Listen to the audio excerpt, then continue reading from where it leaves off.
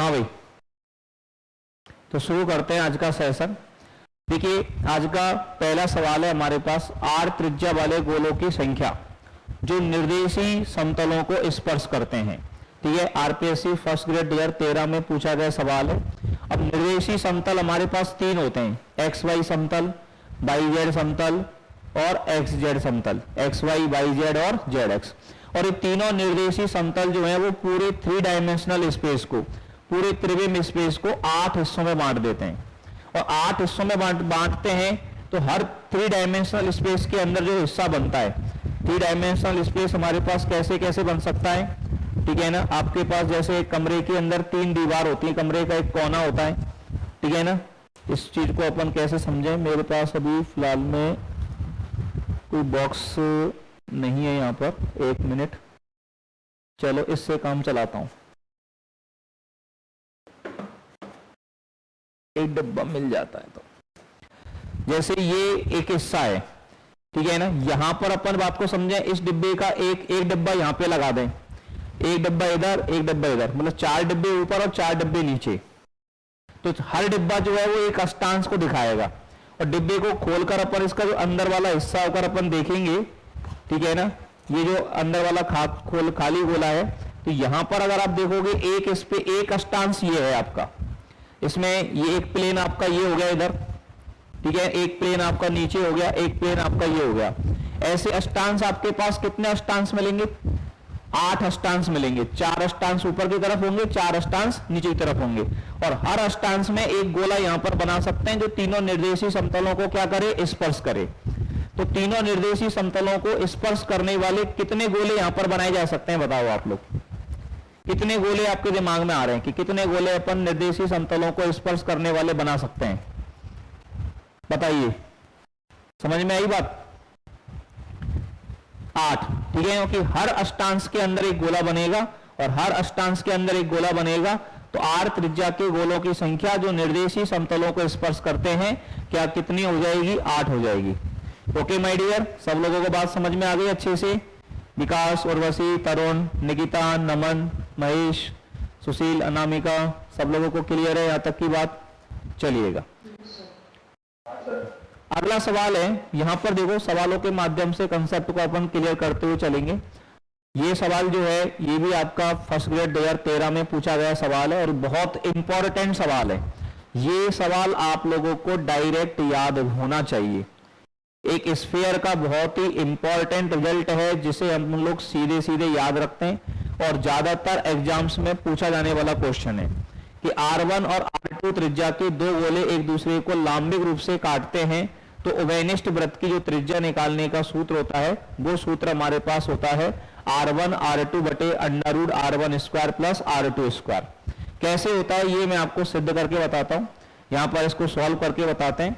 वैसे अपन लोग इसको डायरेक्ट याद रखेंगे, हमारी सेहत के लिए अच्छा रहेगा कि R1 और R2 त्रिज्या के 2 गोले एक दूसरे को लांबिक रूप से काटे तो जो उभयनिष्ठ वृत्त है उस उभयनिष्ठ वृत्त की त्रिज्या हमारे पास कितनी रहेगी? R1 R2 बटे under R1 square plus R2 square.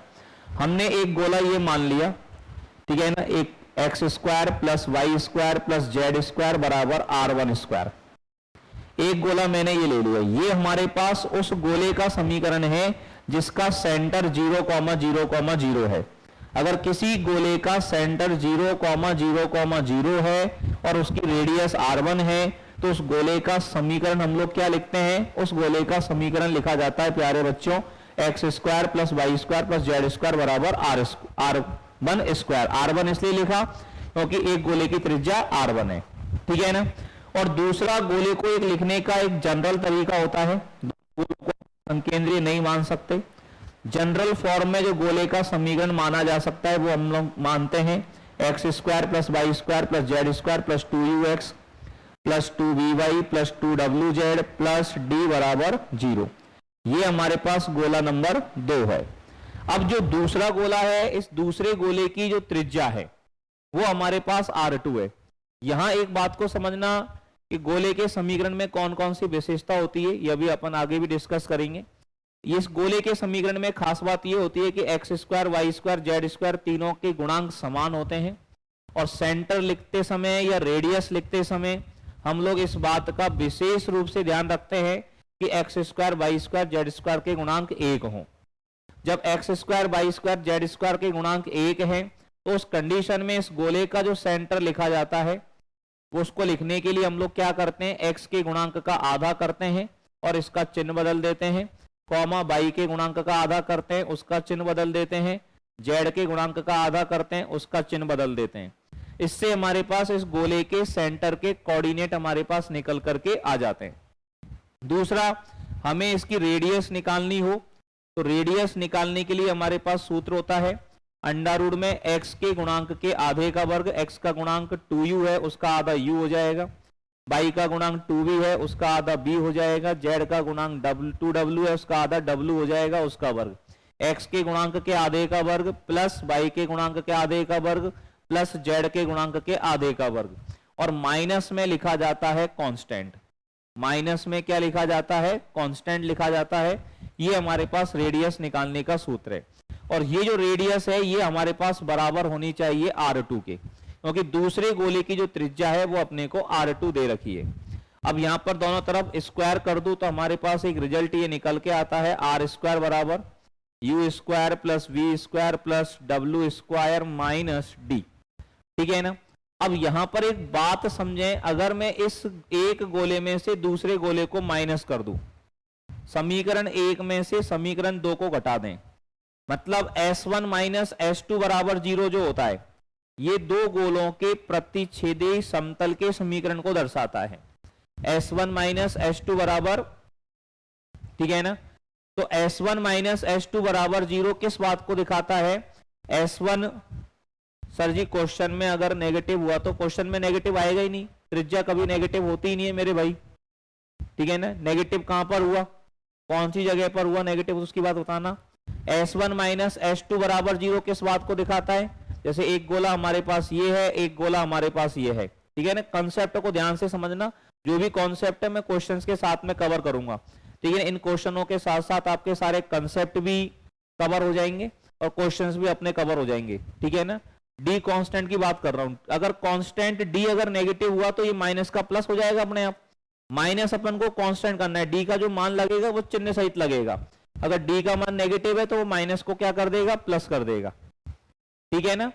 अब यहां पर ये जो S1 माइनस S2 बराबर 0 है, ये गोला हमारे पास S1 बराबर 0 हो गया, ये गोला S2 बराबर 0 हो गया, तो S1 माइनस S2 बराबर 0 ये इनके प्रतिच्छेदन से बनने वाले समतल को दिखाता है, दोनों के प्रतिच्छेदी समतल के समीकरण को दिखाता है।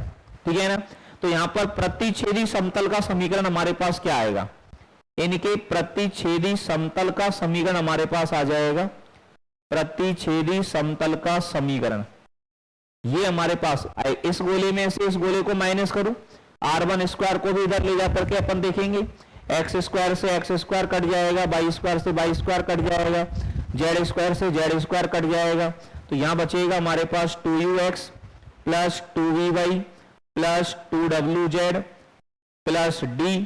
अब माइनस में कितना आएगा, अब देखो इसमें अपन को ये मान के चलोगे R1 स्क्वायर इधर की तरफ है तो माइनस माइनस R1 स्क्वायर होगा तो प्लस R1 स्क्वायर हमारे पास आ जाएगा बराबर 0। ये समीकरण नंबर 3 हो गई। प्रतिच्छेदी समतल का समीकरण हो गया 2ux plus 2vy plus 2wz plus d plus R1 square बराबर 0। ये डेरिवेशन करवा रहा हूं ताकि बहुत सारे कंसेप्ट अपन के क्लियर हो जाए। वैसे एग्जाम पॉइंट ऑफ व्यू से तो अपन को आंसर जो है वो याद होना चाहिए। तो यहां तक की बातें सब लोगों को अच्छे से समझ में आ गई हो तो एक बार थम्स अप करके रेज हैंड करके मुझे बताएं कि यहां तक के कंसेप्ट यहां तक की बातें हम लोगों ने अच्छे से समझ ली हैं, ताकि अब मैं आगे के कंसेप्ट जो है वो आप लोगों को समझाना शुरू करूं।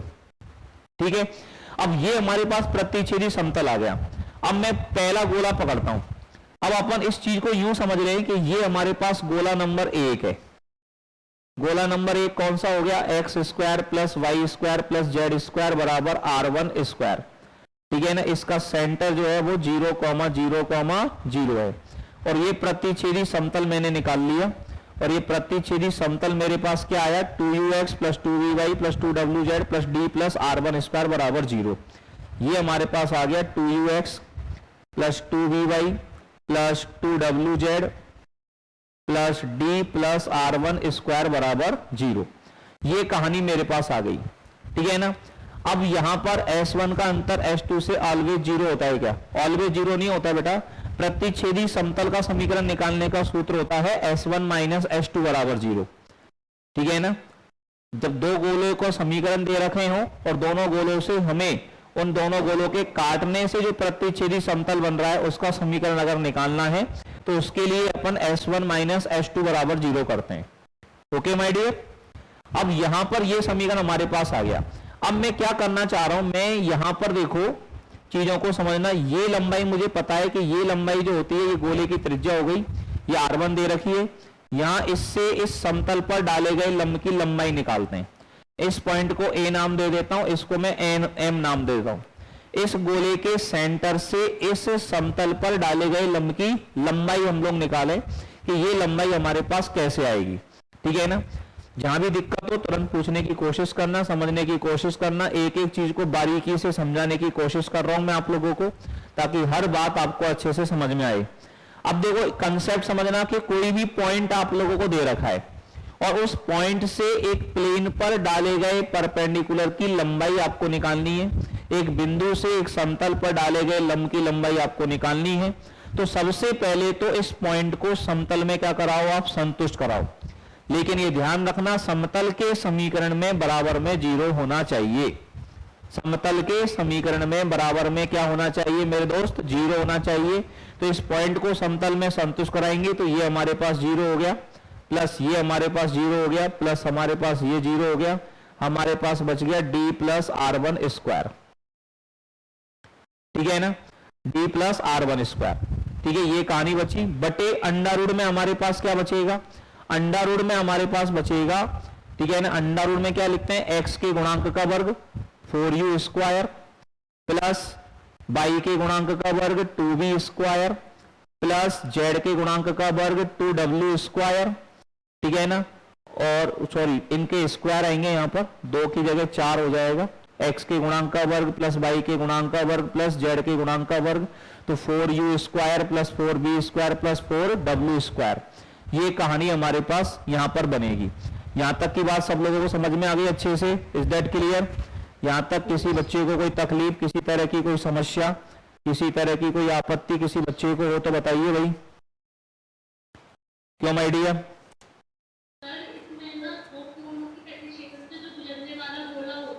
हाँ,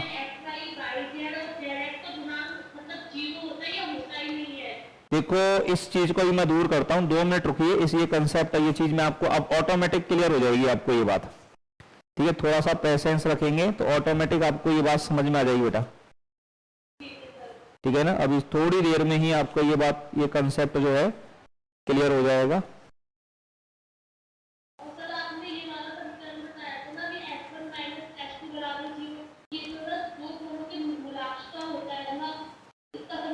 देखो दो गोलों का जो दोनों गोले अगर एक दूसरे को काट रहे हैं, मैं आपको बताऊं बेटा, दो गोले अगर एक दूसरे को काट रहे हैं तो जो उनका मूलाक्ष होता है वही उनका प्रतिच्छेदी समतल होता है। और दो गोले अगर एक दूसरे को नहीं काट रहे हैं तो उस समय प्रतिच्छेदी समतल बनेगा ही नहीं, इससे मूलाक्ष आएगा। तो दोनों का सूत्र सेम ही होता है। और जब दो गोले एक दूसरे को काट रहे हैं तो प्रतिच्छेदी समतल ही उनका क्या हो जाएगा? मूलाक्ष हो जाएगा। ओके बेटा? अब जो दूसरी चीज थी वो गोले की डेफिनेशन से रिलेटेड है। गोले के समीकरण में कभी भी आपको एक्स वाई वाई जेड या जेड एक्स का पद नहीं मिलेगा। गोले के समीकरण में ये होते ही नहीं है कभी भी। गोले के समीकरण की खास बात ये होती है कि गोले का समीकरण हमेशा एक्स में क्वाड्रेटिक मिलेगा, वाई में क्वाड्रेटिक मिलेगा, जेड में क्वाड्रेटिक मिलेगा। और x square y square z square के कोफिशिएंट बराबर होंगे। ठीक है, ये कंपलसरी है। उसके अलावा उसमें x into y, y z और जेड एक्स का कोई भी टर्म उसके अंदर विद्यमान नहीं होगा। ठीक है, ये बात दूर हो गई। और किसी तरह का कोई कंफ्यूजन किसी बच्चे को?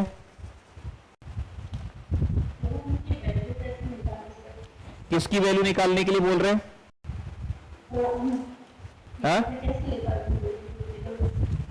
हाँ?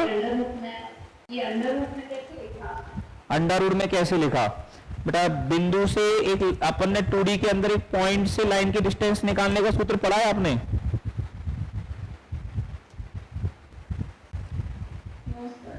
पॉइंट से लाइन की डिस्टेंस निकालने का सूत्र पढ़ा है? नहीं पढ़ा, इसीलिए थोड़ी सी गड़बड़ कर रहा है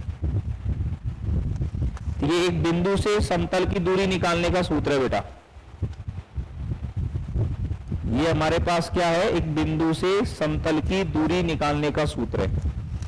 ठीक है, कैसे है ये चीज भी मैं आपको दूर कर देता हूं, अभी 2 मिनट रुको।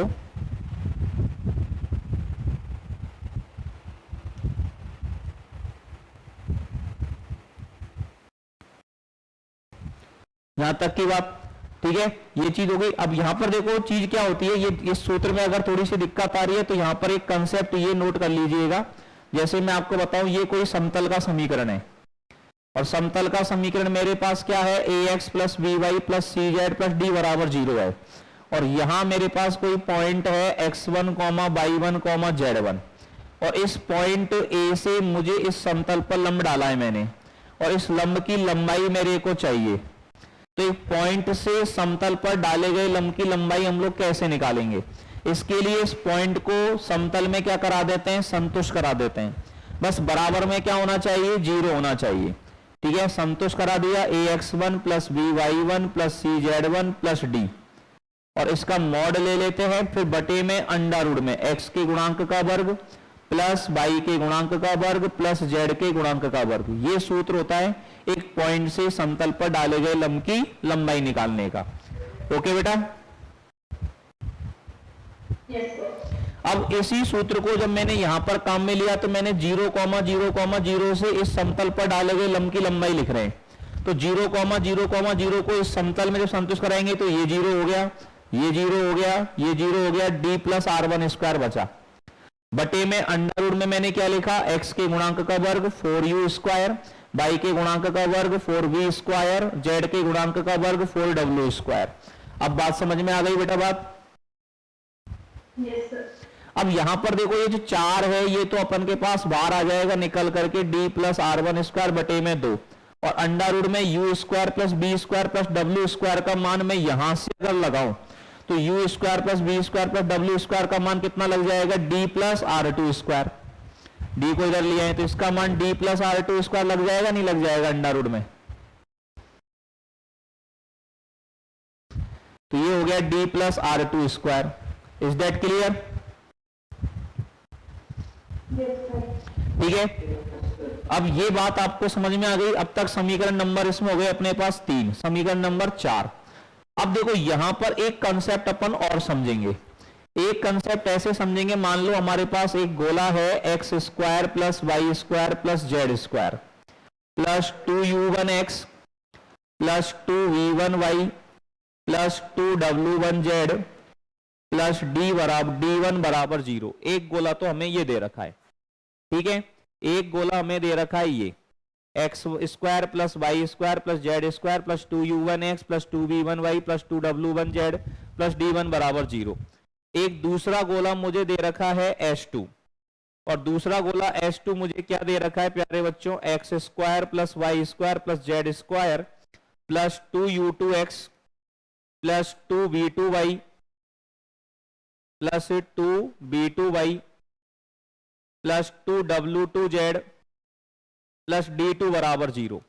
ये दो गोले मुझे दे दिए और एक जो अपन के काम आती है कि दोनों गोले एक दूसरे को लांबिक काटते हैं। ये दोनों गोले लांबिक हैं तो लांबिकता का जो प्रतिबंध होता है, लांबिकता की जो कंडीशन होती है, दोनों गोले एक दूसरे को ऑर्थोगोनली काटें, एक दूसरे को लांबिक रूप से काटें, तो उसकी कंडीशन क्या होती है? उसकी कंडीशन होती है 2u1u2। 2u1u2। u1 क्या है? पहले गोले में x के गुणांक का आधा। u2 क्या है? दूसरे गोले में x के गुणांक का आधा, बशर्ते x square y square z square के गुणांक 1 हो। अगर x square y square z square के गुणांक 1 नहीं है तो उसका भाग दे करके पहले हमें x square y square z square के गुणांक 1 बना लेने हैं। ठीक है, प्लस हमारे पास आएगा 2v1v2। v1 वही है y के गुणांक का आधा पहले गोले में, v2 दूसरे गोले में y के गुणांक का आधा, प्लस 2w1w2। ठीक है, 2u1u2 plus 2v1v2 plus 2w1w2 बराबर d1 प्लस d2। बराबर D1 प्लस D2। ये दो गोलों के लांबिकता का प्रतिबंध है, दो गोलों के लांबिक रूप से काटने की कंडीशन है, जो हम लोगों को अच्छे से याद हो जानी चाहिए, अच्छे से समझ में आ जानी चाहिए। Is that clear to everyone? D1 क्या है? पहले गोले में अचर पद और D2 दूसरे गोले में अचर पद। अब इस कंडीशन में यहां पर अपन देखो इस सवाल के अंदर इस चीज का यूज करेंगे। हमें ये दोनों गोले दे रखे हैं और हमसे ये कहा गया है कि दोनों गोले एक दूसरे को लांबिक रूप से काटते हैं, दोनों गोले एक दूसरे को लांबिक रूप से काटते हैं।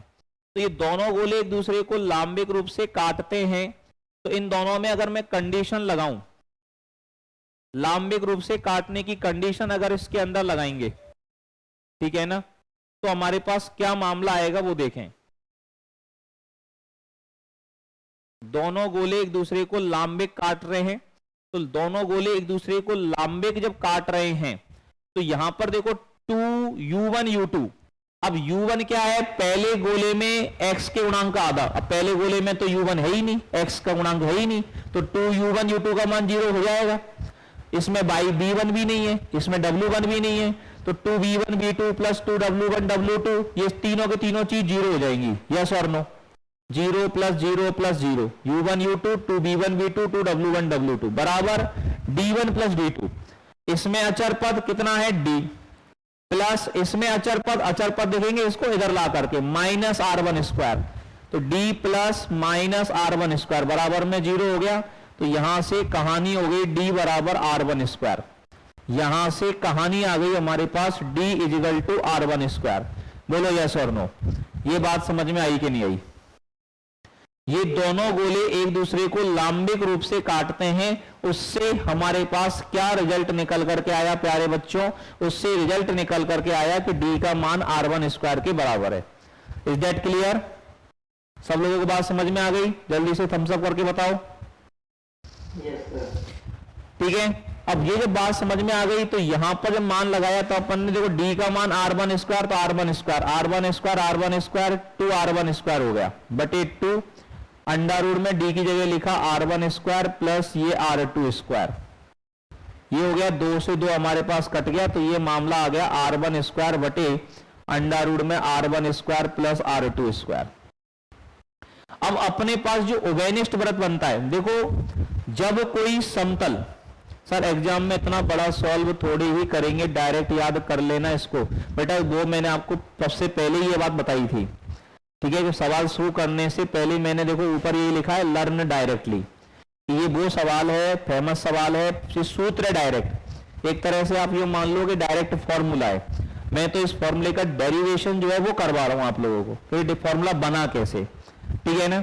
डेरिवेशन समझाने के पीछे मेरा उद्देश्य ये है कि इसके माध्यम से जो अदर कंसेप्ट हैं, अदर जो लॉजिक्स हैं, वो आप लोगों को अच्छे से समझ पाओ।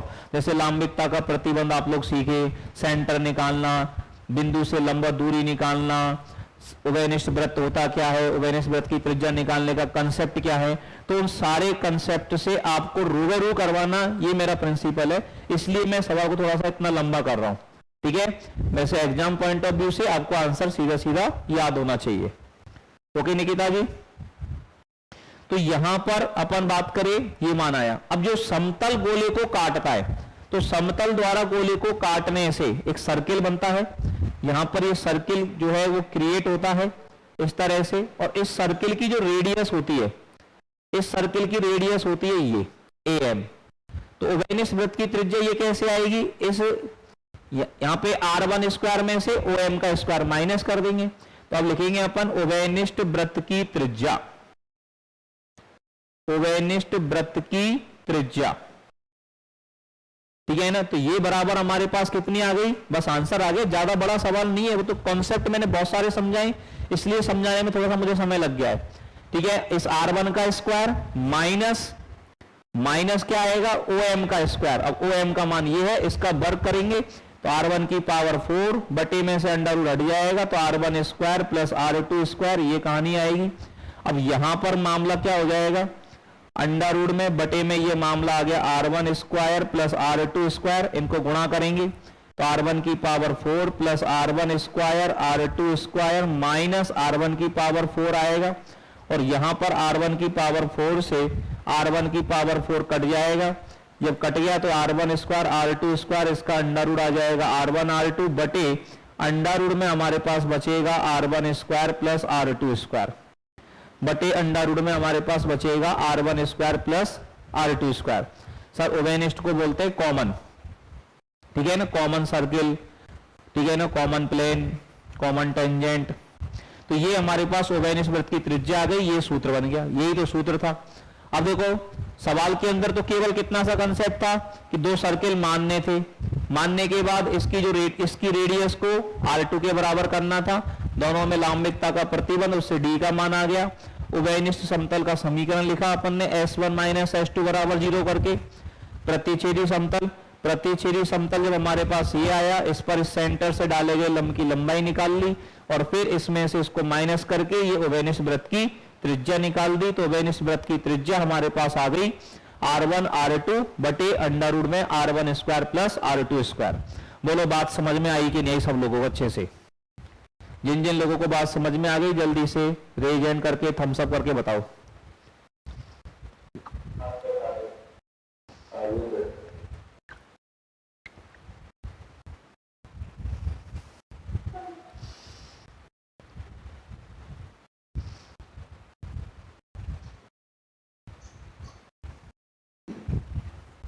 निकिता जी आप कहां से हैं भाई?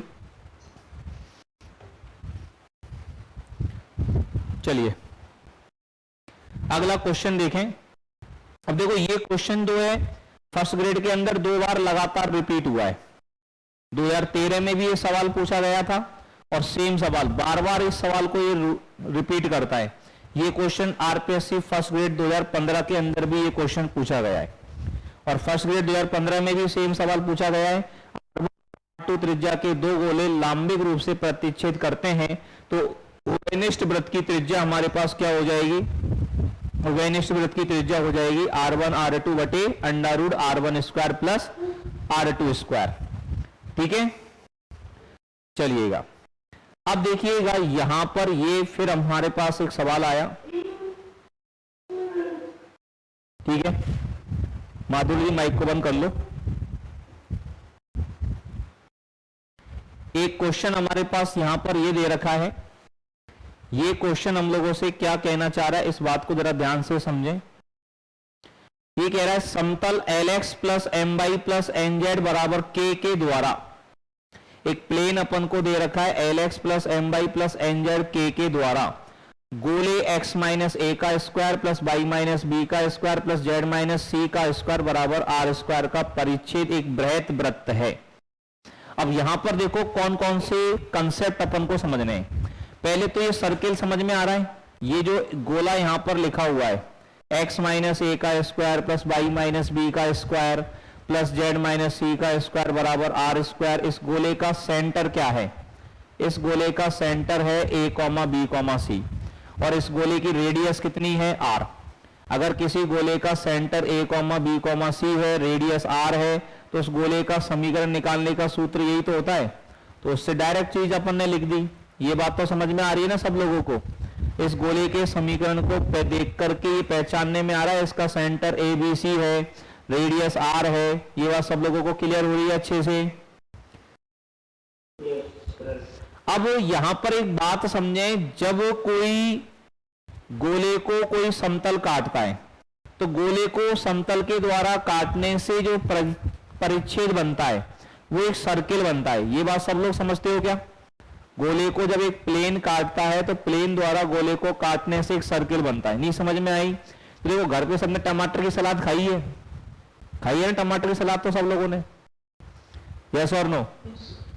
टमाटर एज ए गोला, टमाटर एज ए गोला, और उस टमाटर वाले गोले में जब अपन ऊपर चक्कू से काटते हैं, गोल गोल उसकी स्लाइड्स निकालते हैं तो वो प्लेन हो गए एक तरह से, तो काटते हैं तो वो सर्किल निकलता ही नहीं निकलता ऊपर?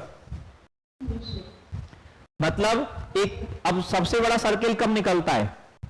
ऊपर से काटते हैं तो छोटी स्लाइड आती है, फिर काटते हैं फिर थोड़ी बड़ी स्लाइड आती है, फिर थोड़ी बड़ी स्लाइड आती है। सबसे बड़ी स्लाइड कब आती है? जब सेंटर से काटते हैं, बिल्कुल सेंटर से, और सेंटर से कटने के बाद वापस से स्लाइड हमारी छोटी होती चली जाती है। यस और नो? तो सबसे बड़ा वृत्त जो बनता है, जो बृहत वृत्त बनता है, वो तब बनता है जब प्लेन स्फीयर को सेंटर से होकर के काटे। जो काटने वाला प्लेन है वो स्फीयर के सेंटर से पास हो, तब जाकर के जो सर्किल बनता है वो बृहत सर्किल बनता है। यस और नो? तो यहां पर आप लोग क्या समझे, कंसेप्ट क्लियर होना चाहिए कि ये समतल जब प्लेन को, गोले को काट रहा है तो बृहत वृत्त बना रहा है। तो क्या समझ में आई? मतलब ये समतल कहां से जा रहा है? ये समतल जो है सेंटर से होकर काट रहा है।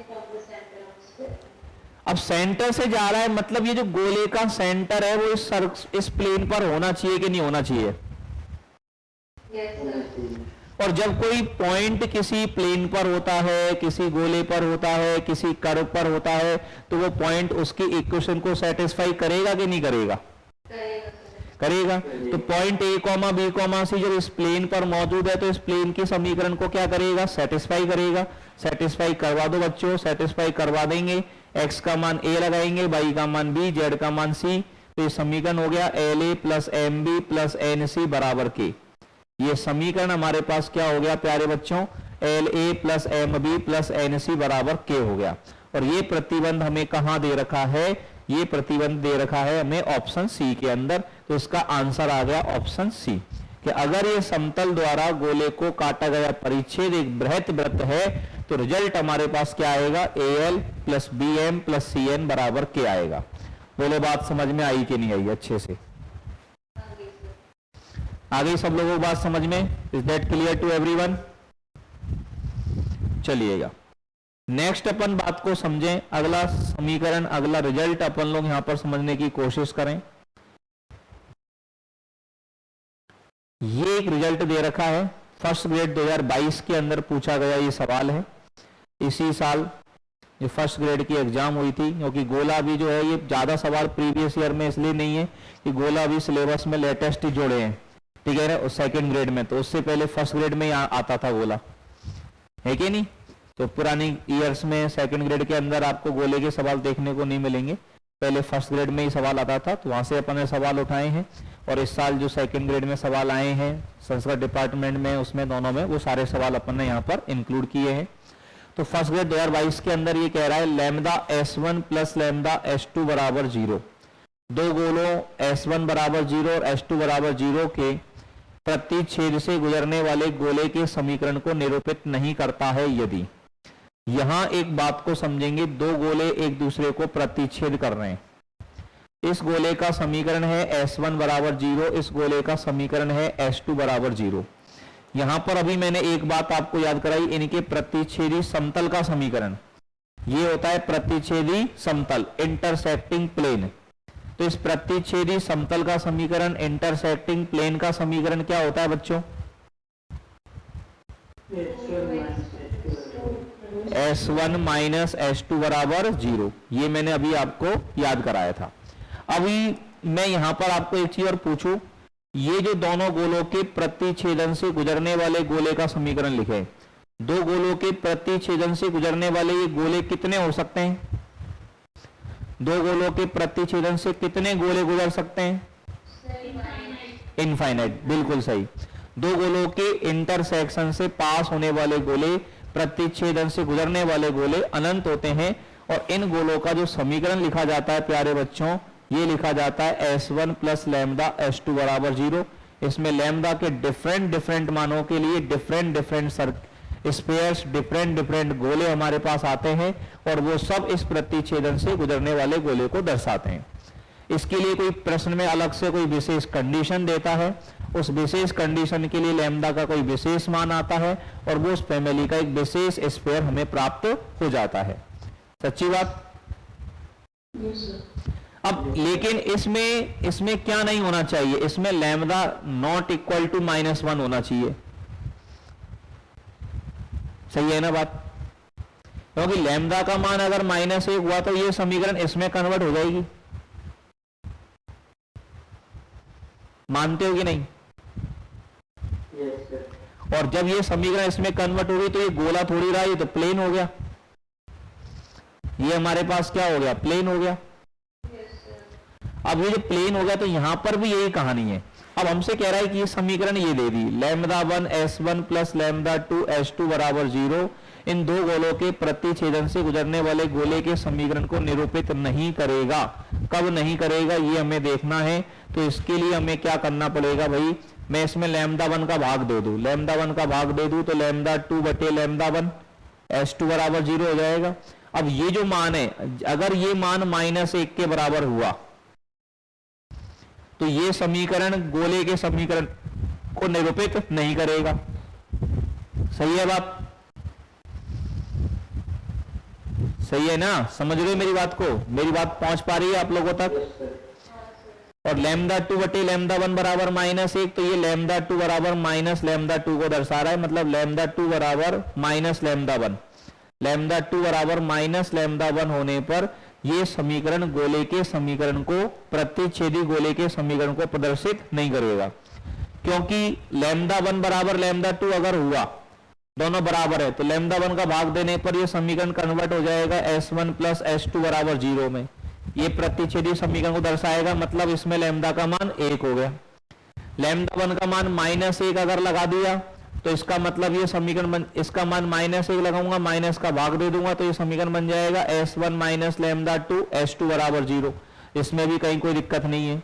ये हमारा बन जाएगा क्या, S2 माइनस λ1 S1 बराबर 0, इसमें भी कहीं कोई दिक्कत नहीं है। तो हमारा जो आंसर यहां पर लगना चाहिए वो आंसर हमारा ये लगना चाहिए। बात समझ में आ गई सब लोगों को अच्छे से? बोलिए, कहीं कोई आपत्ति, कहीं कोई कलेश किसी बच्चे को, किसी को दिक्कत है? समझ में आ गई? तरुण, विकास, निकिता, नमन, महेश, अनामिका, माधुरी, चलिएगा। कौन सी बात समझ में नहीं भैया?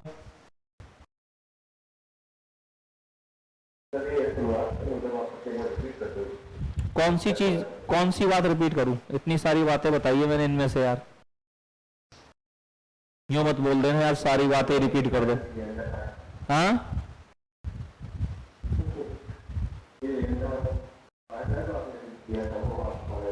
ये पोर्शन समझ में ये वाला पोर्शन समझ में आ गया कि ये वाला पोर्शन ये आ गया। अब इसमें अपने पास ये λ1 S1 प्लस ये वाला पोर्शन ये आ गया समझ में? बताना। ये गोले का समीकरण दे रखा है अभी अपन को, λ1 S1 प्लस λ2 S2 बराबर 0। इसमें λ1 का भाग दे दो तो ये फॉर्मेट दिखेगा, मतलब यहां जो लैम्डा है उस लैम्डा का काम कौन कर रहा है, λ2 बटे λ1 कर रहा है। यस और नो? और जब λ2 बटे λ1 का मान -1 के बराबर होगा तो ये प्रतिच्छेदी गोले के समीकरण को नहीं दर्शाएगा। ये बात समझ में आई कि नहीं आई? क्योंकि मैंने बताया लैम्डा बराबर -1 होने पर ये प्रतिच्छेदी गोले के समीकरण को नहीं दर्शाता है। तो λ2 बटे λ1 बराबर -1 होने का मतलब क्या है, λ2 बराबर -λ1 ही तो हुआ। मतलब ये समीकरण प्रतिच्छेदी, एक मिनट, ये समीकरण प्रतिच्छेदी गोले के समीकरण को कब नहीं दर्शाएगा, जब λ2 बराबर -λ1 होगा। यहां तक की बात समझ में आई कि नहीं आई? अब क्या कंफ्यूजन है ये बताओ। अब बोलो, क्या बोलना चाह रहे थे आप? हाँ,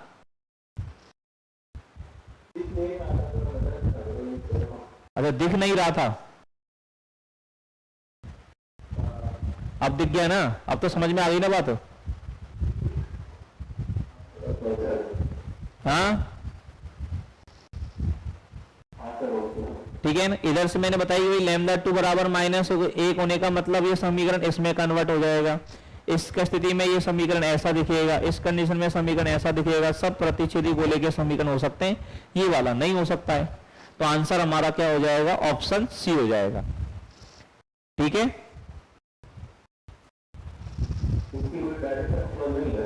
हाँ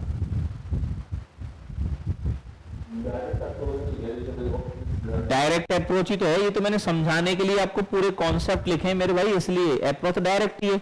इसमें आपको पेन भी नहीं चलाना, इसमें तो आपको ये सारी चीज तो ऑरली ध्यान है ही है, इसमें लैम्डा 1 का भाग दे लोगे, आप देखोगे लैम्डा की जगह पे लैम्डा 2 बटे लैम्डा 1 ये वाली फॉर्मेट आ रही है, ये -1 नहीं होना चाहिए, तुरंत आंसर दिख जाएगा। ये तो आपको एक एक पॉइंट क्लियर करने के लिए मैंने सारी चीजें लिखी है, अप्रोच डायरेक्ट ही है इसकी, ठीक है। चलिएगा अब देखो यहां पर इनको फर्स्ट ग्रेड 2022 के सवाल हैं। अब थोड़ा सा ये चीज कल कर लें अपन cover.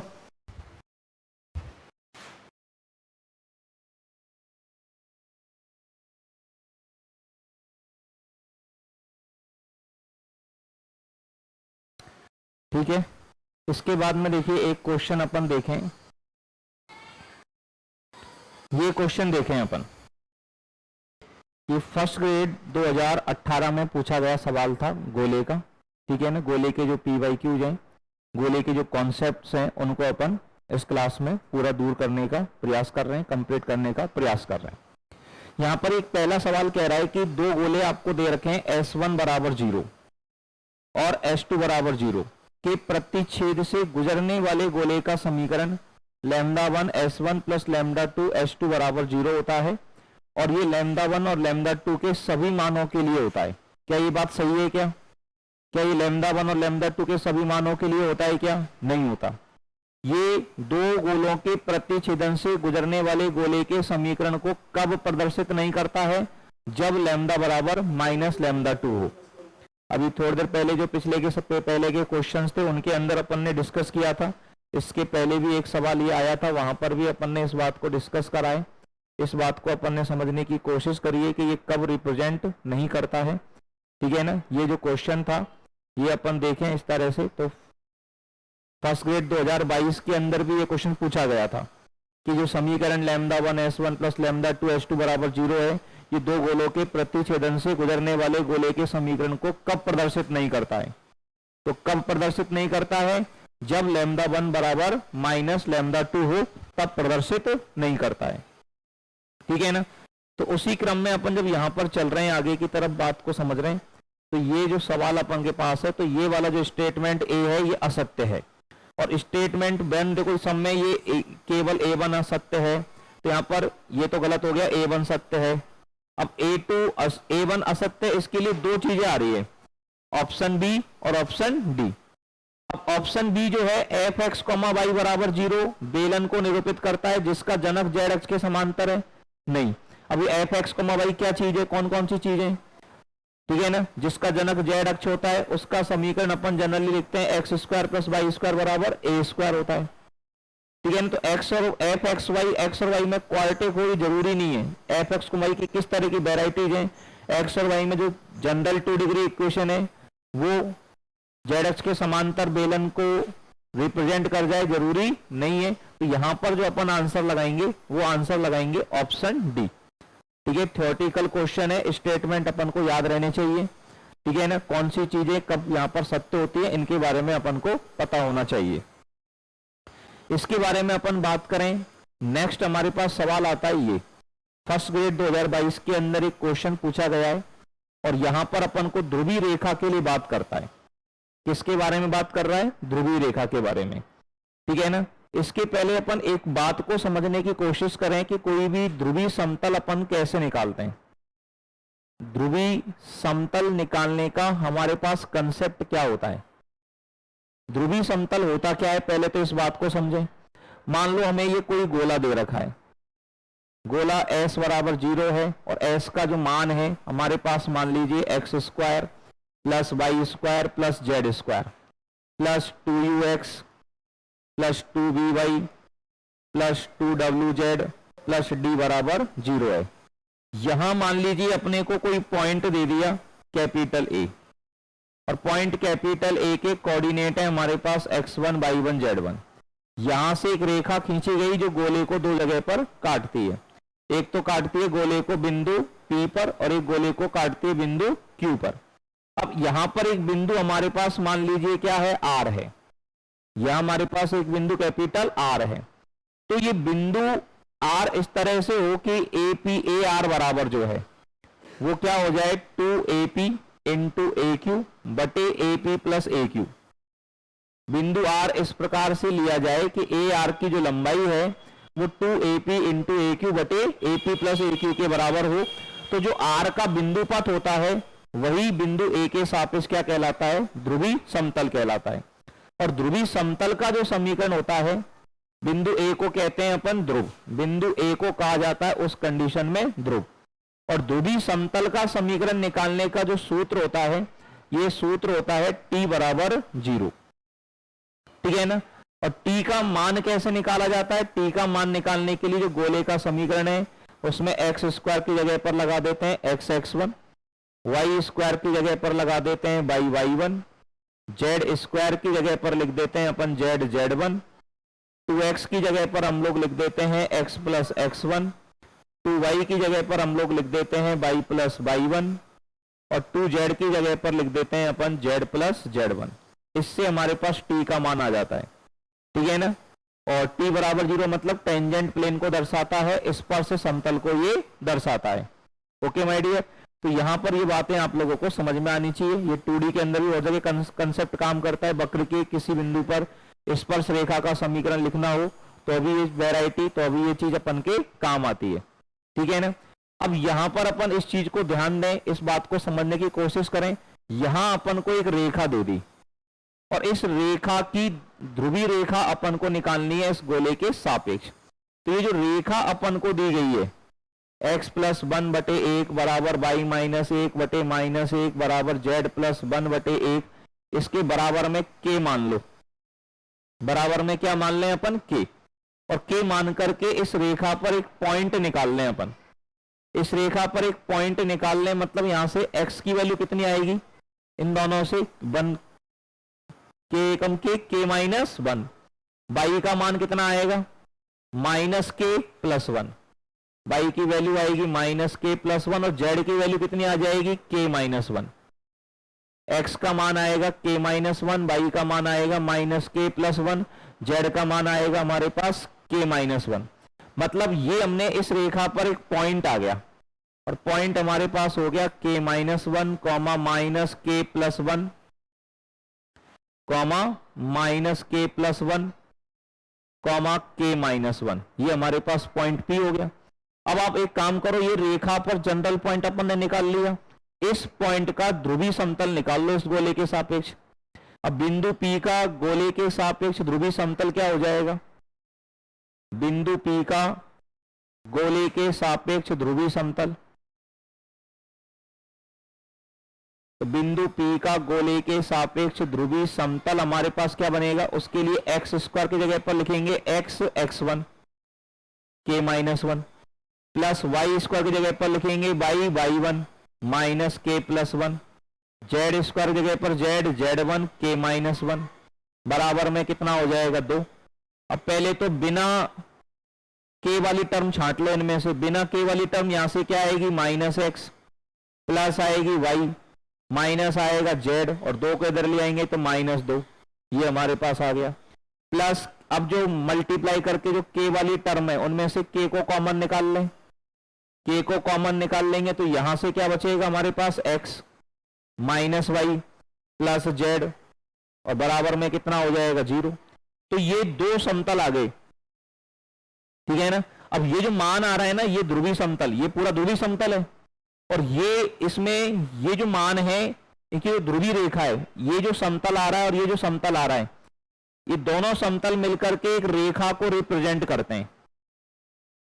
And x minus y plus z बराबर 0।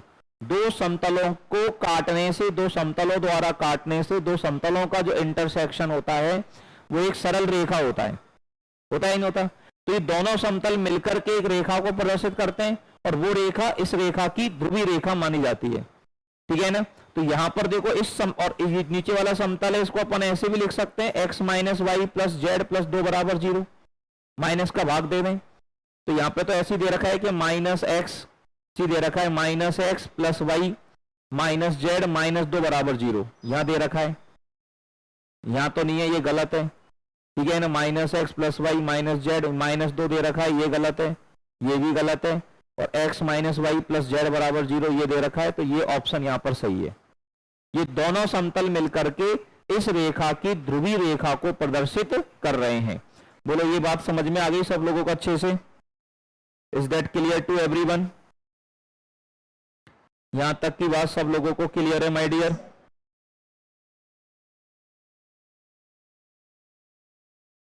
ठीक है ना?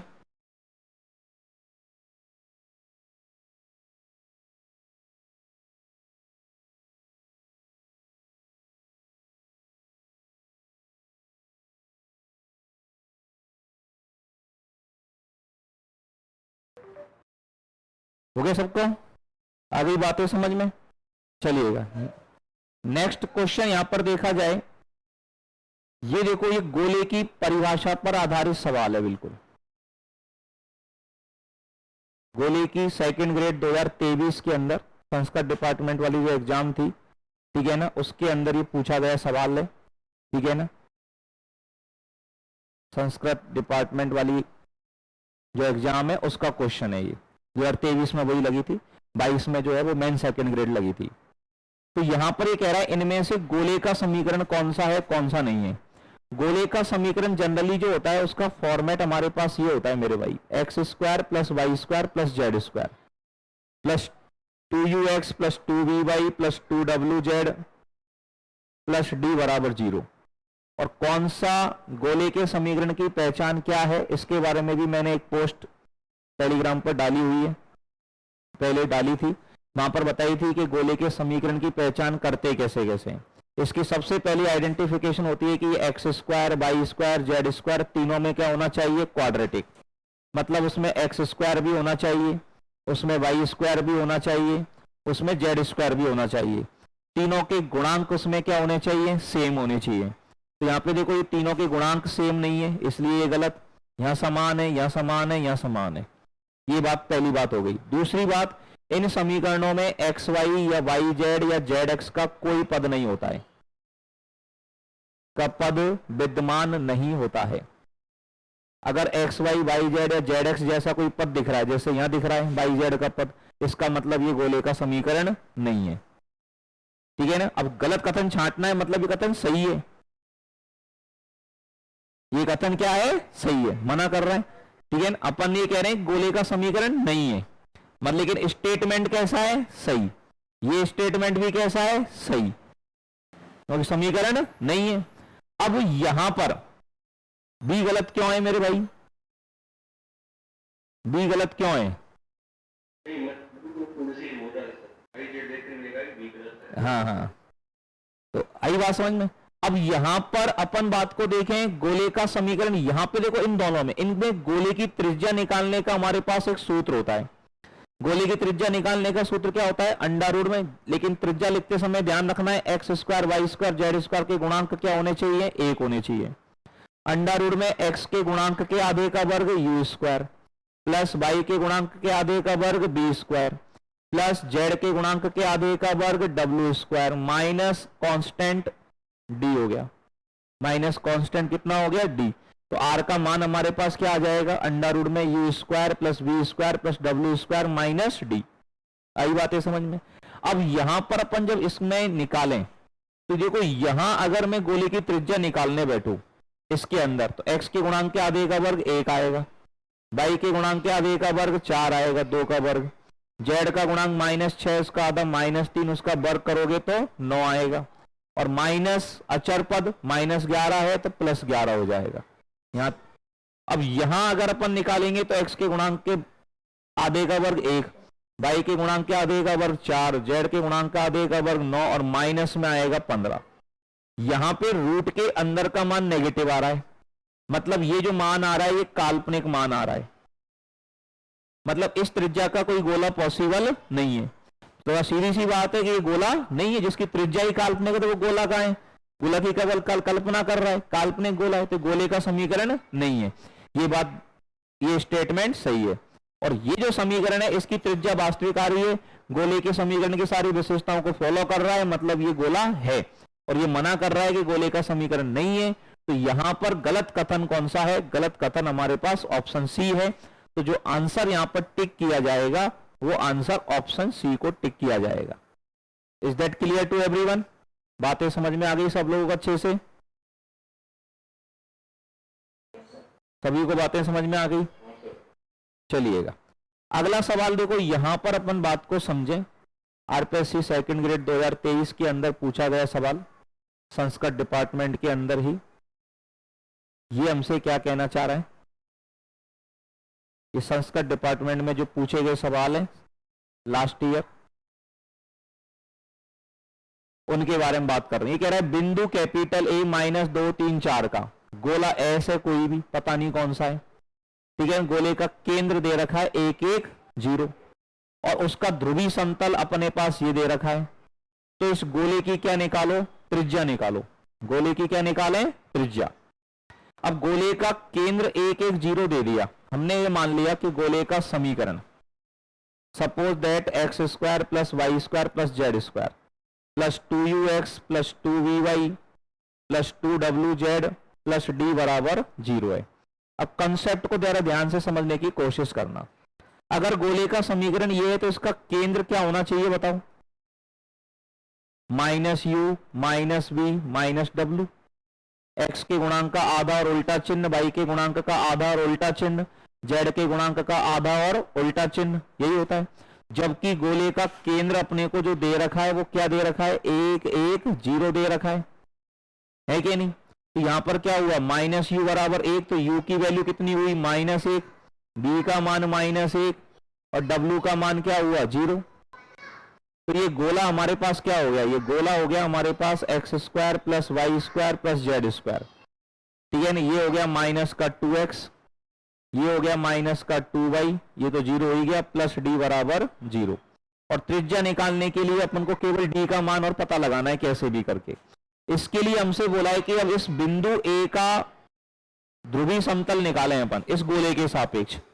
तो ध्रुवीय समतल का समीकरण कैसे निकालना है उसका कॉन्सेप्ट अभी अभी समझाया था मैंने आप लोगों को। बिंदु कैपिटल ए आपको दे रखा है -2 3 4 का ध्रुवीय समतल। तो ध्रुवीय समतल निकालने के लिए जो ट्रिक हम लोगों ने पढ़ी है उसका जो कॉन्सेप्ट आप लोगों को याद करवाया है वो क्या याद करवाया है? एक्स स्क्वायर की जगह पर क्या लिखना है अपन को? X x1। तो एक्स x1 कितना है? -2, -2x हो जाएगा। y1 कितना है? 3, तो 3y हो जाएगा। z1 कितना हो जाएगा? 4z हो जाएगा। -2x की जगह पर क्या लिखना होता है? x plus x1। तो x प्लस x1 कितना है? -2। -2y की जगह पर y प्लस y1, तो y प्लस 3 हो गया और प्लस डी बराबर 0। अब इसको ढंग से देखें तो माइनस का 2x और माइनस का x माइनस का 3x, 3y में से 1y गया तो माइनस का 2y प्लस का 4z। कांस्टेंट कितने बच रहे हैं? +2 -3, तो माइनस का 1 प्लस डी, डी माइनस 1 बराबर 0, ठीक है ना। अब देखो ये जो इसमें माइनस से गुणा कर दूं, माइनस से गुणा कर दूं तो ये समीकरण क्या हो जाता है? 3x plus 2y minus 4z minus D plus 1 बराबर 0। अब ये जो समीकरण है वो यही तो होना चाहिए। और इन दोनों समीकरणों की अगर तुलना करें, कौन सी ना करें? तुलना। तो ये जो माइनस डी प्लस 1 है ये किसके बराबर होना चाहिए? 1 के, क्योंकि एक्स वाई जेड तो बिल्कुल सेम है ही है, ठीक है ना। एक्स वाई जेड तो बिल्कुल सेम है ही है। यहां पर प्रिंटिंग गड़बड़ तो नहीं कर दी, अपन ने लिखने में गड़बड़ कर दी, जरा देखना। 3x प्लस के 2y आएंगे, माइनस का प्लस के 2y आएंगे। ये 3y में से 1y गया तो यहां प्लस 2y होगा, ठीक है ना। और यहां प्लस 2y होगा तो यहां पर आपका क्या आएगा? -2y। 3x minus 2y minus 4z और माइनस का d प्लस 1 बराबर 0, सही है।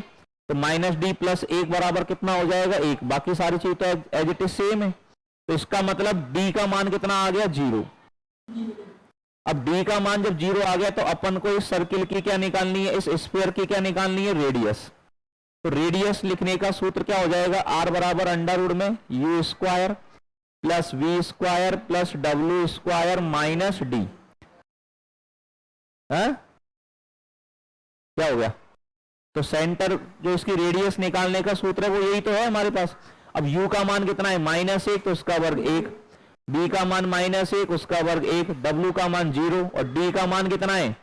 d का मान 0, d का मान 0 हो गया तो -0, तो ये मान कितना आ गया? √2। तो इस गोले की जो त्रिज्या है वो कितनी हो गई हमारे पास? √2। गोले की जो रेडियस है, गोले की जो त्रिज्या है, वो हमारे पास √2 हो गई। Is that clear to everyone? Yes, sir. ये बातें समझ में आ गई सब लोगों को? सही। अब ये बात जब अपन को यहां पर क्लियर हो गई, यहां समझ में आ गई, इसके बाद में अपन बात करें अब अगला सवाल। ये सवाल अपन के मेन सेकंड ग्रेड के सवाल हैं। तो 2022 में सेकंड ग्रेड 2022 के अंदर पूछे गए थे, ये वो क्वेश्चंस हैं। यहां लिख देंगे अपन आरपीएससी सेकंड ग्रेड 2022।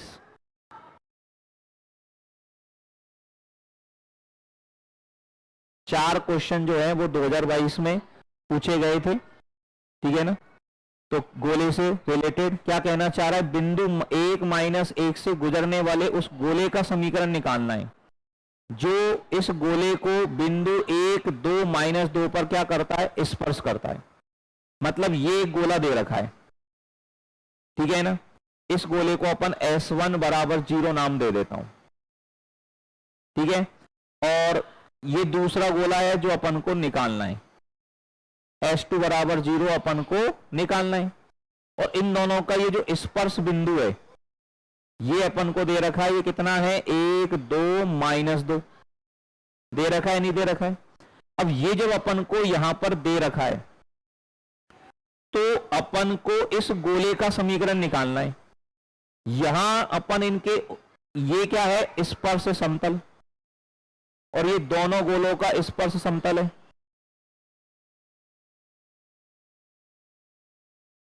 ये दोनों गोलों का क्या है, स्पर्श समतल। इस स्पर्श समतल का समीकरण निकाला जा सकता है क्या? स्पर्श समतल का समीकरण निकालने का सूत्र क्या होता है, t = 0। ये तो गोला पता ही है ना अपन को, ये तो गोला अपन पता ही है। तो t = 0 होगा। और t = 0 कैसे लिखते हैं, x² की जगह पर x(x1), x1 एक पॉइंट कितना है, 1, -1, 0 इधर, तो x(x1) कितना होगा, x, y(y1) -y, z(z1) 0 हो जाएगा। 2x का मान x + x1 -6y में से 3 अलग कर लिया, 3 दूनी 6 होता है, 2y को लिख दिया y + y1, मतलब y - 1 + 1 = 0। सिस्टमेटिक लिखोगे तो x और x कितना हो गया, 2x -y - 3y - 4y, ठीक है ना। और ये मामला हमारे पास फिर फंस गया क्या, +3 +1 4 और 1 5 = 0। ये हमारे पास स्पर्श समतल का समीकरण आ गया। इसको मैं नाम दे देता हूं P। यहां तक की बातें सब लोगों को समझ में आ गई? क्यों भाई, अनामिका, माधुरी, गौतम जी, तरुण जी, सबको क्लियर है ये बातें, यस और नो?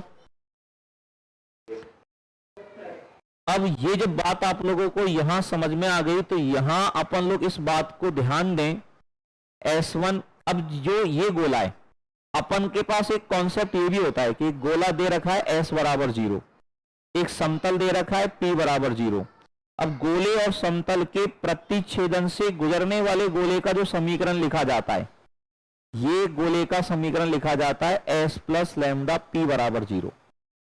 एक गोला आपको दे दिया S = 0, एक समतल आपको दे दिया P = 0, तो गोले और समतल के प्रतिच्छेदन से गुजरने वाले गोले का समीकरण क्या लिखा जाता है, S + λ P = 0 लिखा जाता है। तो यहां पर अपन मैं ये कह सकता हूं कि ये गोला S1 = 0 हो गया, ये समतल P = 0 हो गया, तो ये जो गोला है वो इस गोले के और इस समतल के प्रतिच्छेदन से तो गुजर रहा है। वो अलग बात है कि इनका प्रतिच्छेदन एक पॉइंट ही है। तो इस गोले के समीकरण को क्या लिख सकता हूं मैं, जो गोला अपन को निकालना है उसके समीकरण को लिखा जा सकता है S1 + λ P = 0, है कि नहीं। अब यहां पर S1 का जो मान है, S1 की जो वैल्यू है हमारे पास वो है x² + y² + z² + 2x - 6y + 1 और प्लस लैम्बडा P का मान हमारे पास हो गया ये 2x - 4y + 5 = 0। अब इस लैम्बडा का मान निकालने के लिए अपन को कोई कंडीशन चाहिए। तो हमें पता है कि जो गोला हम लोग निकालना चाह रहे हैं वो गोला इस बिंदु 1, 2, -2 से गुजरता है। तो पॉइंट 1, 2, -2 इस गोले के समीकरण को संतुष्ट करना चाहिए, नहीं करना चाहिए। तो इसको सेटिस्फाई करेगा कौन, 1, 2, -2। अब 1,2,-2 को जब इसमें सेटिस्फाई कराओगे आप तो कितना हो जाएगा, देखो जरा, 1 + 4 + 4 + 2 और माइनस कितना हो जाएगा 12 + 1 प्लस लैम्बडा, ये कितना हो जाएगा, x का मान 1 तो 2, y का मान 2 तो -8 + के 5 = 0। ये हो गया 1 तो 4 5 4 9 और 2 11, 11 और 1 12 से 12 गया 0, तो लैम्बडा की वैल्यू हमारे पास आ गई 0 और लैम्बडा का मान 0 लगा देंगे तो यही गोला हो गया। ये सेम टू सेम गोला दे रखा है कि, लेकिन यहां पर सेम टू सेम गोला तो नहीं है कि नहीं, ये तो मामला गड़बड़ हो गया। गड़बड़ हो गया तो फिर एक काम करते हैं अपन, देखो एक दूसरी ट्रिक अपन यहां पर अपनाते हैं। ये चीज अपन ने यहां पर निकाल ली, इसमें डाटा में थोड़ा सा गड़बड़ हो जाएगा, फिर अपन इसको थोड़ा सा ऑप्शन से यहां पर उड़ाएंगे। ये हमारे पास स्पर्श समतल आ गया नहीं आ गया। अपन को यहां पर आंसर छांटना है इनमें से कौन सा आंसर सही है, ठीक है ना। इस गोले का सेंटर कितना है ये बताओ, इसका सेंटर 12, ऑप्शन नंबर 1 जो गोला है इसका सेंटर क्या आएगा 12, -17/2, 11, इसका सेंटर यही आएगा। और सेंटर ये आएगा तो सेंटर से इस समतल पर डाले गए लंब की जो लंबाई है, ये समतल अपन ने निकाला, इस पर डाले गए लंब की लंबाई, ठीक है ना, उससे गुजरने वाले उस गोले का समीकरण जो गोले को इस बिंदु पर स्पर्श करता है, ठीक है ना। और इसको एक तरीका और भी है, देखो यहां से भी, इसके भी अलावा थोड़ा सा और, इसको 1 मिनट रुको, इसको थोड़ा सा और मॉडिफाई करूं मैं आपको, देखो और भी जल्दी अगर आंसर इसका चाहिए। यहां पर इस गोले का सेंटर कितना है, इस वाले का सेंटर 1,3,0 और ये पॉइंट कितना है, ये पॉइंट है 1, -1,0 और ये जो पॉइंट अपन को यहां पर चाहिए, ठीक है ना, ये पॉइंट हमारे पास ए हो गया, ये पी मान लिया, ये बी मान लिया। अब इन दोनों का मिड पॉइंट है ये, अब 2 पॉइंटों का मिड पॉइंट दे रखा है और अपन को बी निकालना है, तो इसको डबल करके ये माइनस कर दो, ठीक है ना। इन दोनों को जब मिलाएंगे तो इन दोनों का मिड पॉइंट तो नहीं आएगा, रेडियस के उसमें आएगा, ये तो जरूर थोड़ी मिड पॉइंट ही हो, है कि नहीं, मिड पॉइंट तो जरूरी नहीं है। अब मिड पॉइंट जरूरी नहीं है तो यहां पर अपन लोग एक काम क्या कर सकते हैं, अपन ने यहाँ पे क्या क्वेश्चन पूरा पढ़ा ही नहीं, यहाँ पे जो पॉइंट दे रखा है ना वो ये दे रखा है, इसको तो भूल ही गए अपन। अभी अपन जो कर रहे थे ना वो बिल्कुल सही कर रहे थे, ठीक है ना। कभी कभी क्या ये बहुत बड़ी गलती होती है, क्वेश्चन पूरा पढ़ने में नहीं आता है। ये अपन को एक गोला दिया S1 = 0, ठीक है, और ये दूसरा गोला अपन को निकालना है S2 = 0। दोनों एक दूसरे को स्पर्श करते हैं, स्पर्श कहां पर करते हैं, 1, 2, -2 पर। ये पॉइंट जो दिया है, ये वाला पॉइंट दिया है 1, -2, ये वाला पॉइंट अपन को दिया है 1, 2, -2, इस गोले को इस बिंदु पर स्पर्श करता है। तो ये जो स्पर्श समतल आएगा P का मान वो इस बिंदु पर आएगा, x1 कितना हो गया x, अपन ने ये निकाल दिया इस वाले बिंदु पर, इस वाले पॉइंट पे नहीं आएगा, ये कौन से बिंदु पे आएगा, इस वाले पॉइंट पर आएगा, गलती ये कर रहे थे अपन, और इस वाले पॉइंट पर आएगा, ठीक है ना। और गुजरना किससे चाहिए, इस वाले बिंदु से। अब ये देख लो, देखो यहां पर एक ट्रिक आप ये अपना सकते हो। पहली चीज तो कि 1, -1, 0 से गुजरता है, तो 1, -1, 0 को सेटिस्फाई करा के देखो, इसको सेटिस्फाई करने वाला एक ही गोला हुआ तो फिर तो और कुछ करने की जरूरत ही नहीं है अपन को। 1 -1 को यहां कराया, 1 + 1 + 0, ये हो जाएगा -24, ये +17 और ये तो +0 हो गया। अब ये मान 23 आ रहा है कि देखो, 17 और 2 19, -24 नहीं आ रहा, तो ये ऑप्शन गलत हो गया, है कि नहीं। यहां कराया अपन ने 1 + 1 + 0 +24 -17 और +0, अब ये 43 आ रहा है क्या, 24 और 2 26 में 43 आने का सवाल ही नहीं, ये गलत हो गया। इधर से देखा अपन ने 1 + 1 + 0, ठीक है ना, प्लस कितना हो गया 24 और ये +17 हो जाएगा, है कि नहीं, और ये तो 0 हो ही गया। अब ये 23 आ रहा है क्या, ये भी 23 नहीं आ रहा, तो ये भी ऑप्शन गलत हो गया। यहां देखो 1 + 1 + 0 + 24 + 17 हो गया, और प्लस ये 0 हो गया। अब ये 43 आ रहा है क्या, आ रहा है शायद, और ये 43 आ रहा है, तो ये सेटिस्फाई कर रहा है, मतलब आंसर मेरा ये हो गया। सवाल में ट्रिक तो इतनी सी छुपी हुई है। अपन के पास केवल इस पॉइंट ने आंसर दे दिया अपन को और किसी उलझन में उलझने की आवश्यकता ही नहीं है, ठीक है ना। और कॉन्सेप्ट से अगर सवाल को निकालना है तो मैं कॉन्सेप्ट आपको बता दूं कि ये समतल निकाल लोगे P, इस प्लेन, इस गोले को इस बिंदु पर स्पर्श करने वाले समतल का समीकरण आ जाएगा। फिर ये जो गोला है वो इस गोले के और इस समतल के प्रतिच्छेदन से गुजरेगा, तो इसके लिए लगा देंगे S1 + लैम्डा P बराबर 0, और इसमें लैम्डा का मान निकालने के लिए इसमें इस बिंदु को संतुष्ट करा देना 1 - 1 0 को, और 1 - 1 0 को संतुष्ट कराने पर किसकी वैल्यू आएगी, लैम्डा की। वो लैम्डा का मान इसमें लगाओगे तो आपके पास ये गोले का समीकरण निकल करके आ जाएगा। सच्ची बात, क्लियर हो गया सब लोगों को, ये बात समझ में आ गई बात अच्छे से, क्यों जी माय डियर। और एग्जाम में क्वेश्चन को कैसे पकड़ना था, वैसे पकड़ना था, मतलब सवाल को पढ़ना थोड़ा सा तरीके से, बस सवाल को पढ़ने में अपन को गड़बड़ नहीं करनी है, ठीक है ना। चलिएगा अगला सवाल, अगला क्वेश्चन अपन देखें यहां पर। नेक्स्ट क्वेश्चन हम लोगों से यहां पर क्या कहना चाह रहा है, गोले के केंद्र O, जिसकी ये भी सेकंड ग्रेड 2022 में पूछा गया सवाल है, आरपीएससी सेकंड ग्रेड 2022 के अंदर ये सवाल पूछा गया है। और ये क्वेश्चन क्या कह रहा है, गोले के केंद्र O जिसकी त्रिज्या 3 है, तो बिंदु A 3 4 0 से मिलाने वाली रेखा A के ध्रुवीय समतल को R पर मिलती है, तो OR का मान कितना है। अब देखो एक गोले का केंद्र O है 0 0 0 और त्रिज्या 3 है। अब किसी गोले का केंद्र 0 0 0 है, त्रिज्या 3 है, तो गोले का समीकरण क्या हो जाएगा, x² + y² + z² बराबर 9। ठीक है, ये बिंदु A दे दिया और इसका ध्रुवीय समतल, तो A का ध्रुवीय समतल क्या हो जाएगा,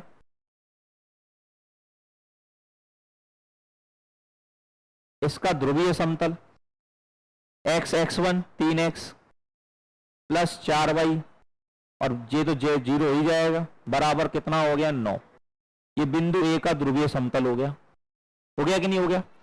अब ये क्या कह रहा है, O को A से मिलाने वाली रेखा, तो रेखा OA का समीकरण लिख सकते हैं अपन, रेखा OA का समीकरण, O के निर्देशांक 0 0 0, A के निर्देशांक 3 4 0, दो बिंदुओं को मिलाने वाली रेखा का समीकरण होता है x - x1 / x2 - x1 बराबर y - y1 / y2 - y1 बराबर z - z1 / z2 - z1।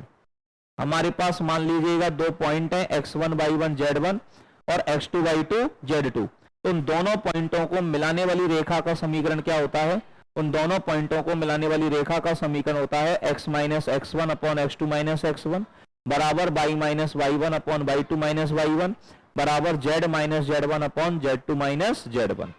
ठीक है ना।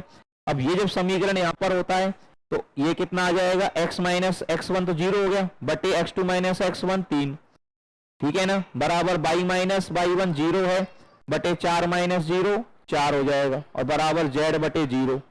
ये हमारा समीकरण हो गया। अब ये रेखा इस समतल को कहां मिलती है, R पर। ये रेखा इस समतल को कहां मिलती है, R पर, मतलब इस रेखा का और इस समतल का जो प्रतिच्छेद बिंदु है वो R है। तो इन दोनों समीकरणों को हल करने पर जो x y z के मान आएंगे वो R के निर्देशांक होंगे। तो इसके बराबर में क्या मान लें, k, तो x बराबर कितना आएगा 3k, y बराबर आएगा 4k और z बराबर आएगा 0। और ये पॉइंट इस समतल को क्या करेगा, सेटिस्फाई कराओगे, x का मान 3 के लगाओगे तो 9k, y का मान 4 के लगाओगे तो 16k बराबर में 9 हो गया। तो k बराबर आ जाएगा 9/25, और k बराबर अगर 9/25 हमारे पास आ जाएगा तो r के निर्देशांक क्या हो जाएंगे, आर के निर्देशांक क्या हो जाएंगे, के का मान 9/25 लगाया तो 27/25, कॉमा 9 चौका 36/25 और कॉमा 0। ये आर के निर्देशांक आ गए। अब उसने मान काय का पूछा है, उसने मान पूछा है ओ आर का। किसका मान पूछा है, ओ आर का। ओ आर की लंबाई अपन को निकालनी है, ओ और आर के बीच की डिस्टेंस। आर के कोऑर्डिनेट ये रहे, ओ के कोऑर्डिनेट तो 0। अब दो बिंदुओं के बीच की दूरी कैसे निकलती है, अंडर रूट में x2 माइनस x1 का whole square plus y2 minus y1 का whole square plus z2 minus z1 का होल स्क्वायर। तो ओ आर का मान हमारे पास आ जाएगा अंडर रूट में x2 माइनस x1 मतलब 27/25 माइनस 0 का whole square plus y2 minus y1 का होल स्क्वायर 36/25 माइनस 0 का होल स्क्वायर प्लस 0 माइनस 0 का स्क्वायर 0 हो जाएगा। अब यहां पर ये देखो, ये मामला क्या है, इसको लिख सकते हैं अपन 9/25 का स्क्वायर बाहर निकाल लूं तो ये कितना, यहां पे कितना बचेगा 9 इंटू 3 लिख दिया ना, तो 3 का वर्ग 9 हो गया, 9/25 का स्क्वायर। और ये वाला मामला क्या हो जाएगा, 9/25 का स्क्वायर इंटू 16।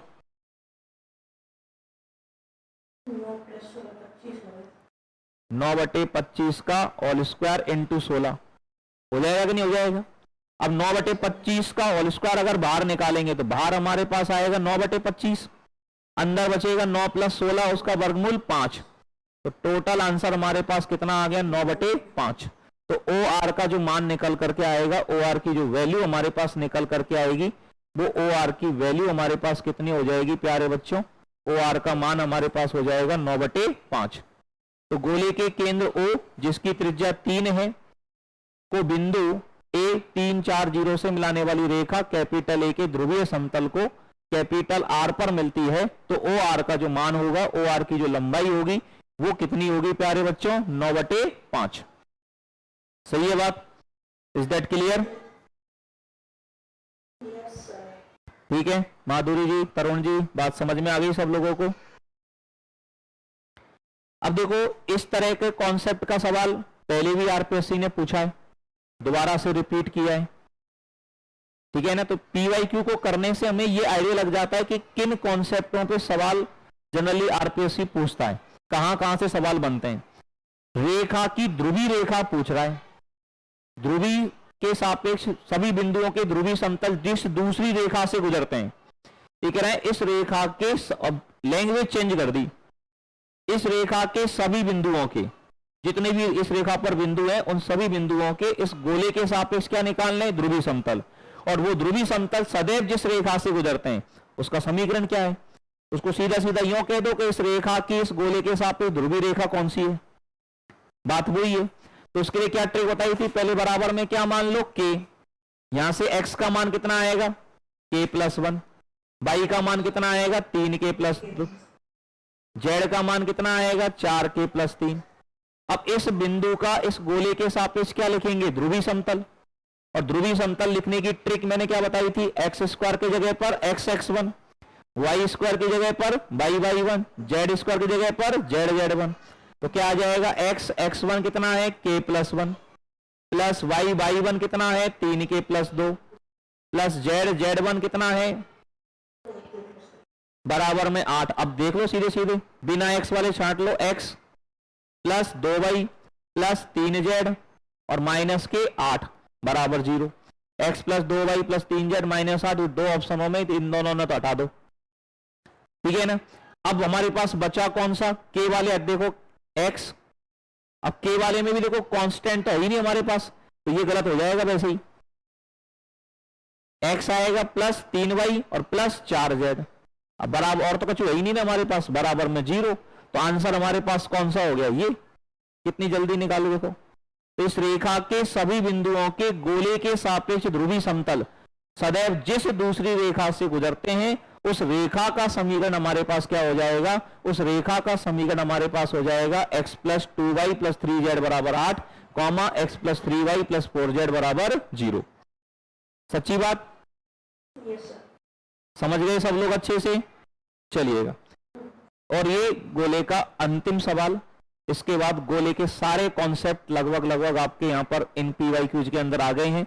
गोले का रिवीजन अपना यहाँ पर कंप्लीट हो जाता है, ठीक है ना। गोले के जितने भी क्वेश्चंस PYQ में प्रीवियस ईयर में आपके पूछे गए हैं, RPSC फर्स्ट ग्रेड में, सेकंड ग्रेड में, संस्कृत डिपार्टमेंट में, वो सारे PYQ अपन ने यहाँ पर ले लिए हैं। और ये भी आपका RPSC सेकंड ग्रेड 2022 के अंदर पूछा गया सवाल है। ये हम लोगों से क्या कहना चाह रहा है, इस बात को जरा ध्यान से समझें। ये कह रहा है कि ये जो समीकरण है, ये समीकरण गोले की समीकरण है। अब इस बात पे बहुत सारे सवाल बनाता है कि गोले की समीकरण है। अब गोले की समीकरण कब होती है, एक्स वाई जेड में क्वाड्रेटिक होनी चाहिए, लेकिन x square y square z square के गुणांक बराबर होने चाहिए। मतलब गोले की समीकरण है तो ए का मान बी का मान बराबर होना चाहिए, किसके, दो के। तो हमें ए और बी के मान फटाफट पता लग गए, दो होंगे।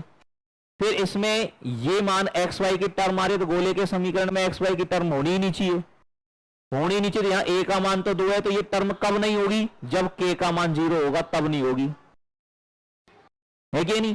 तो के का मान 0 हो गया, तो गोले की समीकरण क्या हो गई हमारे पास, गोले की समीकरण हो गई 2x square plus 2y square plus 2z square.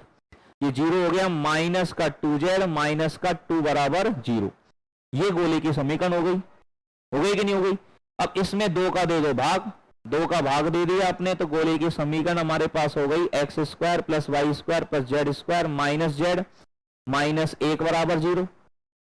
ये गोले की समीकरण हो गई। और ये गोले की समीकरण हो गई, तो अब इसकी त्रिज्या निकाल दो। तो इसकी त्रिज्या हमारे पास कितनी हो जाएगी, अंडा रूट में एक्स के गुणांक के आधे का वर्ग 0, वाई के गुणांक के आधे का वर्ग 0, जेड के गुणांक के आधे का वर्ग, जेड का गुणांक कितना है -1, उसका आधा -1/2, उसका वर्ग करोगे तो 1/4, है कि नहीं। और माइनस अचर पद, तो -1 है तो +1 हो जाएगा, ठीक है ना। तो ये हमारे पास जब आएगा तो कितना हो गया, ये 5/4। अब अंडा रूट में 5/4 का मतलब क्या हो गया, √5/2। तो इस गोले की जो त्रिज्या है वो कितनी हो गई प्यारे बच्चों, √5/2। कि ये समीकरण एक गोले का समीकरण है, तो इस गोले की त्रिज्या कितनी हो जाएगी, √5/2 हो जाएगी। सही बात है, क्यों जी, सही है ना भाई, समझ में आ गई बात सब लोगों को। तो उम्मीद करता हूं कि गोला आप लोगों को अच्छे से समझ में आ गया होगा, गोले के सारे कॉन्सेप्ट आपको अच्छे से समझ में आ गए होंगे। तो अच्छे से इन चीजों को रिवाइज करिएगा। नेक्स्ट क्लास के अंदर अपन इसमें पढ़ेंगे शंकु के बारे में, कौन के बारे में, कौन के जो कॉन्सेप्ट हैं, शंकु के जो कॉन्सेप्ट हैं, उनको अपन समझने की कोशिश करेंगे। ठीक है बच्चों, थैंक यू वेरी मच।